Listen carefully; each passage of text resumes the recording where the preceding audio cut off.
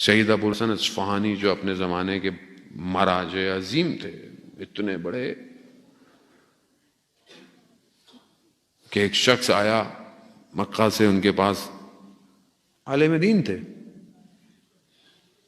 اور آ کر اعتراض کیا کہ آپ نجف میں بیٹھے ہوئے ہیں، آپ اتنا امام زمانہ کو تو آپ سامرا میں جا کے بیٹھتے، وہاں سے امام گئے تھے وہاں بیٹھتے، آپ نجف میں کیوں بیٹھے ہوئے؟ تو خط پڑے ہوئے تھے بہت سارے، اس نے کہا ان خطوں کو دیکھو، پلٹاؤ دیکھو، تو اس نے دیکھا کہ امام زمانہ کا خط تھا، کہا کھولو، کہا ہم امام کے کہنے پر یہاں بیٹھے ہوئے ہیں، ہم اپنی مرضی سے کچھ نہیں کرتے، امام نے کہا ہے یہاں بیٹھو دروازے پہ، لوگوں کے مسائل حل کرو، ہم بیٹھے ہوئے۔ اب یہ اس قابل انسان اس سے زیادہ ان کی بہرحال کئی عالم دین بیان کرتے ہیں کہ ہمیں بہت وظیفہ کیا امام تک پہنچنے کا، پہنچ بھی گئے، امام تک پہنچے، امام کو دیکھا، کچھ سوالات تھے جو امام سے کرنے، جیسے امام کو دیکھا سوال بھول گئے، امام کو دیکھ کے کہاں کوئی بات یاد رہتی ہے، بھول گئے، اور بس سلام کیا، باہر نکلے، باہر جیسے ہی نکلے سوال یاد آ گئے، تو کہا دوبارہ جاتا ہوں، امام جانے دیں گے، دوبارہ دروازہ کیا تو خادم جو تھا جس نے پہلے کھولا اسے کہا کہ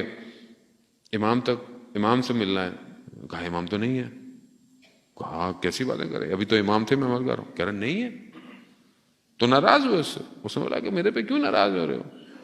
کہہ رہے ہیں ہمیں تو نہ امام کے آنے کا پتہ چلتا ہے نہ ہمیں جانے کا، ہم تو نوکر ہیں، دروازہ کھولنا ہوتا ہے ہم نے، امام نہیں ہے، ہاں امام کا ایک شاگرد بیٹھا ہوا ہے، چلو چلو، جیسے ہی کھولا اندر جا کے دیکھا تو سید ابو الحسن اصفہانی بیٹھے ہوئے، اور جیسے امام بیٹھے ہوئے تھے اسی طرح بیٹھے ہوئے، تو کہتے ہیں میں نے سوال کیے، سوال پوچھے، انہوں نے مجھے جواب دے دیا، میں نکلا، جب میں نجف کے قریب پہنچا تو میرے دل میں بڑا آیا کہ یہ پتہ نہیں جو شخص تھا ملتا جلتا تو سید ابو الحسن اصفہانی سے تھا کہ نہیں؟ اب دل کہہ رہا ہے کہ جاؤ گھر جا کے پوچھو، لیکن اب اندر سے کہہ رہا ہے نہیں نہیں وہ کیسے ہو سکتے ہیں، یہ کیسے ہو سکتے ہیں۔ دوسرے دن رہا نہیں گیا، چلے گئے، جیسے ہی دروازے پہ گئے تو انہوں نے پہلی خادم کو بول دیا تھا یہ آئے گا آنے دینا اندر، جیسے ہی اندر آئے دیکھا ابو الحسن اصفہانی ویسے ہی بیٹھے ہوئے جیسے وہاں بیٹھے ہوئے تھے، پھر وہی سوال پوچھے تو انہوں نے کہا کہ میں نے پہلے جواب نہیں دیے تمہیں، یعنی اس مقام پہ کیسے پہنچ گئے؟ یقین، کون سا یقین؟ کہ اصفہان کے گاؤں میں رہنے والے تھے، کسان کے بیٹے تھے، فقیر سے تھے، کہا گھر والوں کو مجھے امام کی نوکری کرنی ہے، مجھے مدرسے میں بھیج دے۔ باپ نے بولا ہمارے پاس تو بیٹا صحیح طرح کچھ کھانے پینے کو بھی نہیں ہے، کہا کوئی نہیں مجھے جانے دے، چلے گئے۔ ماں نے ایک دن کہا کہ بیٹا گیا ہے جاؤ اس کی حالت دیکھو کیا ہے، وہاں پہنچے، برف، مدرسے میں روشنی بھی نہیں، گرم کو کوئی انتظام بھی نہیں، بیٹے کی حالت دیکھی تو بیٹے کو شروع ہو گئے، بیٹا گاؤں میں کچھ لقمہ تو مل جاتا تھا،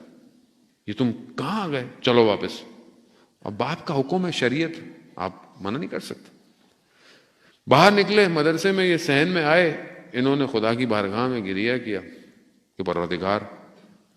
تو جانتا ہے مجھے یہ ساری سختیاں برداشت ہیں، لیکن مجھے اپنے امام کی نوکری کرنی ہے۔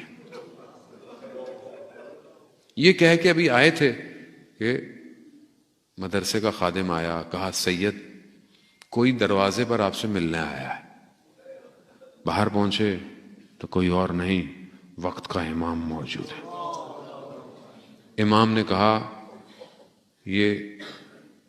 کچھ چیزیں رکھو، تمہارے کمرے میں جو کتابیں ہیں ان کے پیچھے ایک شمع ہے، اس کو روشن کرو، روشنی بھی ہوگی، گرمی بھی ہو جائے گی،